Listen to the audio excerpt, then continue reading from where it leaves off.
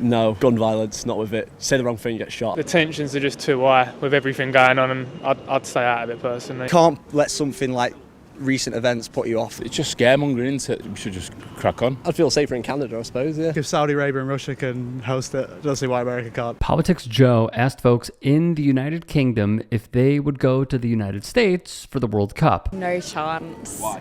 I just think the climate is just really quite toxic at the moment. No, because I am transgender. Maybe. Given what happened yesterday, or what was it, 2 days ago?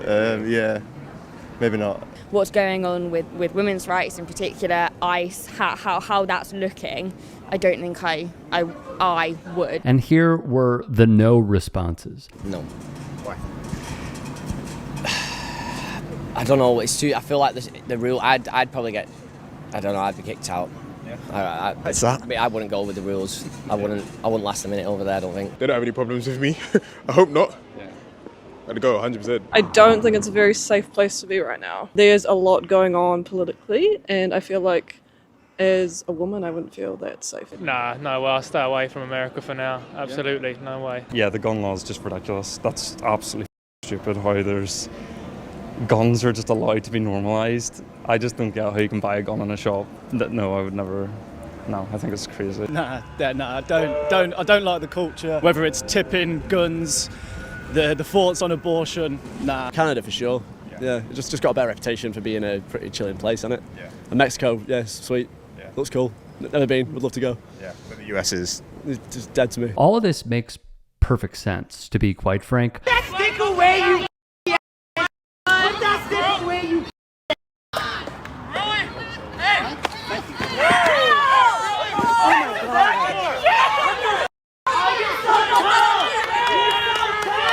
Masked federal agents at traffic checkpoints. Mopeds and scooters piled high onto flatbeds. In DC, what began as a local law enforcement crackdown on unregistered vehicles has turned into something else entirely. Me acaba de parar el ICE. Entré a la gasolinera a echar combustible y terminando que ya iba saliendo, se estacionó la policía, el carro de la policía y más atrás un carro particular. Since the president's federal takeover of the Capitol, DC police officers and federal agents now move together. And traffic enforcement has become a pipeline to immigration enforcement. Traffic stops that quickly turn into detentions, officers pulling workers off mopeds, and raids at known locations for immigrant laborers like Home Depot.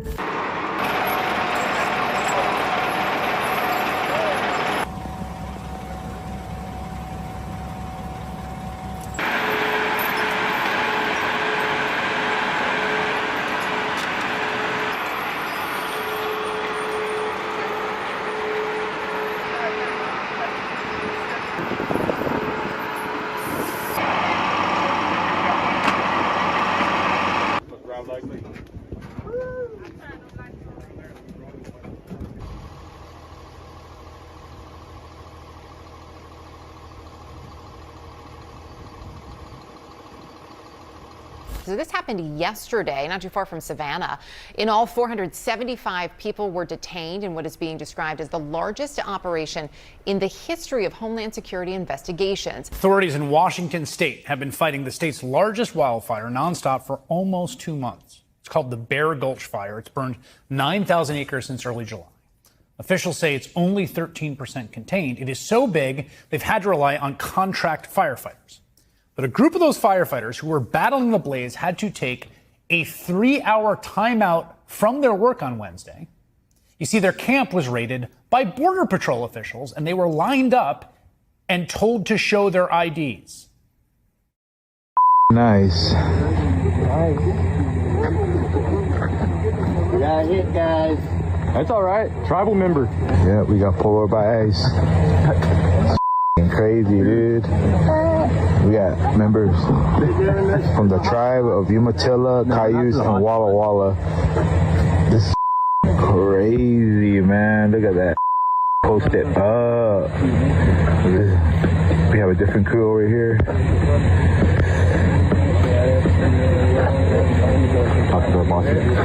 And I guess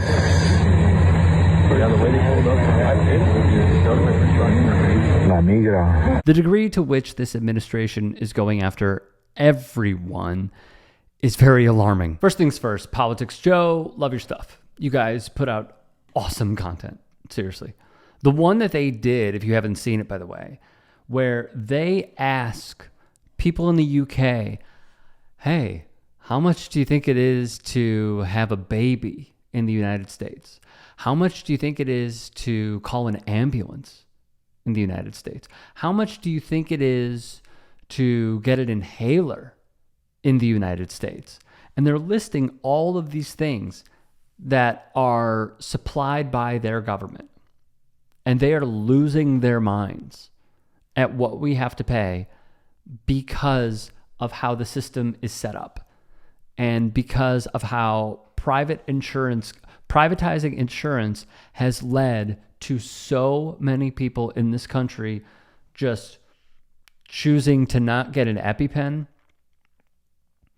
because they can't afford it, leading to so many other problems within this country. Like choosing between having to go to the hospital in an ambulance or an Uber. That's something that we do in this country. Choosing between medication or food is something that we do in this country. Choosing between trying to get yourself healthy or keeping a roof over your head, that is something that we do in this country. So they were blown away at the way that we are forced to live because of private insurance companies. Something that should be a right, because all these medicines were developed not for people to make money. It is for us to live healthy, long-lasting lives. That aside, we have done so many different reports here about how ICE, DHS, and many other what appears to seem paramilitary forces are going to be where they are going to be, which is either stationed outside World Cup venues or inside World Cup venues. And they have served as security to a certain degree before, but as we have seen with this current administration, there has been a blatant overreach in how they are treating the masses. And we have also seen how Kristi Noem will play dress up and go pose in front of many different people just to prove a point and put out on social media that they're cracking down. And they're going after predominantly black and brown people in this country, whether they are on a visa, whether they are a United States citizen, or whether they are not. And with the Supreme Court ruling basically stating that racial profiling is totally fine. Stop and frisk, totally fine. Bring it back. It is going to lead to so many people choosing not to come here. Like, I really think we need to understand the Republicans are always viewed as like these, we're going to crush it with the economy and the economy's great. And tourism is way down in this country because of these policies.